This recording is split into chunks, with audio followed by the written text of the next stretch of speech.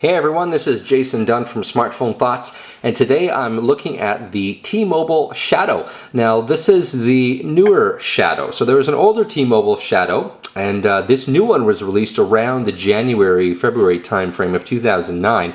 And this is known as the T-Mobile Shadow 2009 or the Shadow 2, depending on who you talk to, in terms of the people that are reviewing it, because obviously it's really confusing when a company releases a new phone and gives it the same name as the old phone. So let's just call this the new T-Mobile Shadow. It is a Windows Mobile Standard 6.1 smartphone, so it is a non-touchscreen phone. And it bears a lot of resemblance to the older T-Mobile Shadow, but it does have a few interesting updates. So here is the phone itself. This is the black burgundy model, so it's mostly black, but then you can see on the back here they do this burgundy kind of gradient. Like the original Shadow, its distinguishing feature is this slide up keyboard. This is not a traditional QWERTY keyboard. This is known as a, I think it's called a 12-key keyboard. Some people call it a sure type or smart type keyboard, depending on who you ask. It has more in common with the T9 keyboard, but it does have a few extra keys, and so when you use it in combination with T9, it is able to guess your words with a fair amount of accuracy, but it's not a traditional QWERTY keyboard like this one, where each letter is each key rather is an individual letter. Now, I'm just going to do a quick comparison. This is the original T-Mobile Shadow. So as you can see, they have a lot in common. The new Shadow is, it's a little bit more rounded here. It's a little bit more rounded overall. They're virtually identical in terms of thickness and height. The new Shadow really just has a few more features that the old one doesn't, and of course it has a different color. So let's see here. It has a 260 megahertz Neptune processor, and that is, frankly, it's a little bit slow.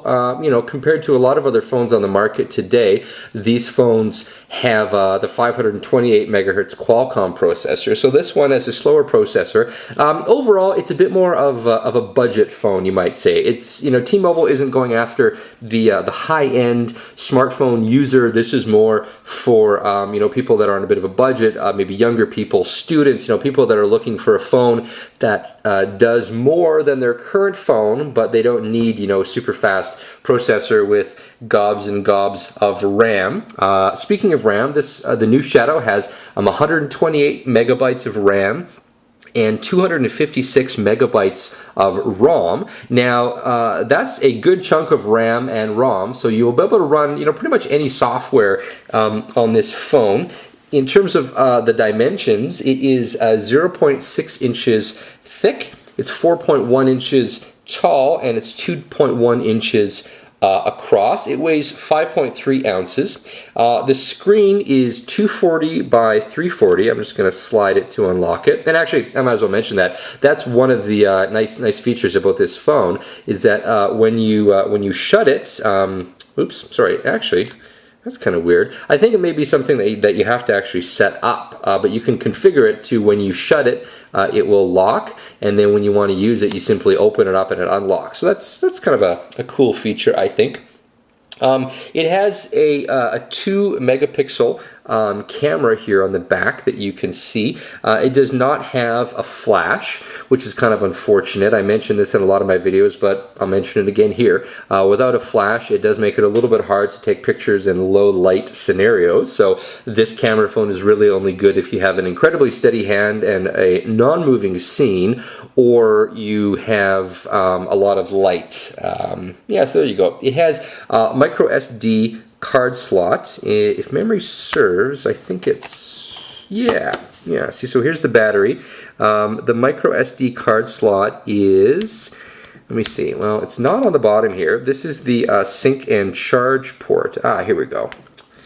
It's always one of these things. It's interesting when you do a lot of these videos, you start guessing at where the ports are, and sometimes you get it wrong. So here's the micro SD card slot right here. You can put in cards up to 32 gigabytes in size, although today you can only get a 16 gigabyte micro SD card, but they'll be coming out with a 32 gigabyte card eventually. Here's the back. The SIM card goes in here.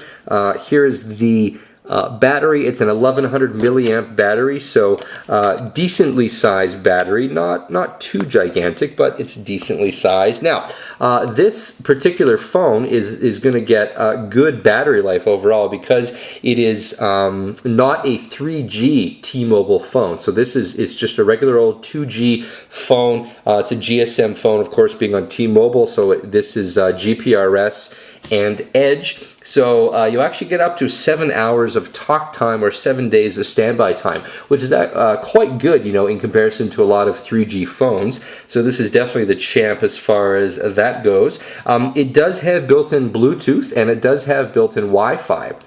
So if you want to connect to a Wi-Fi network, it'll connect to 802.11b or G networks, and it's really easy. You can go in here into manage connections, and then I can toggle down and turn on Wi-Fi, and what it'll do is it'll actually go out and automatically seek local area networks, and I can just click away here, and it will it should connect in a minute, or it should rather tell me that it's actually seeking a Wi-Fi connection. Now, as you can tell, the home screen, this is one of the things that makes the Shadow a little bit special compared to a lot of other phones on the market. Rather than using the sliding panels home screen, so the sliding panel home screen is this. This is the jack, sorry, the Samsung jack. So this is the sliding panel home screen. As you can see, you can just kind of pop through the panels. T-Mobile went ahead with a completely customized experience, which I think is actually great. It's a really interesting way of browsing through all of your content. You go up and down, and it switches from display to display, and then it goes left and right.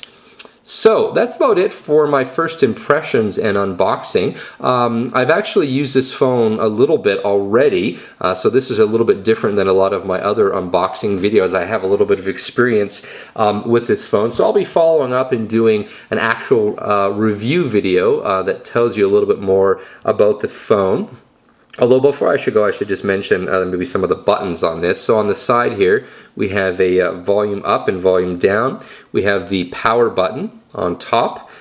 We have an additional button here. If memory serves, this button is used for voice command.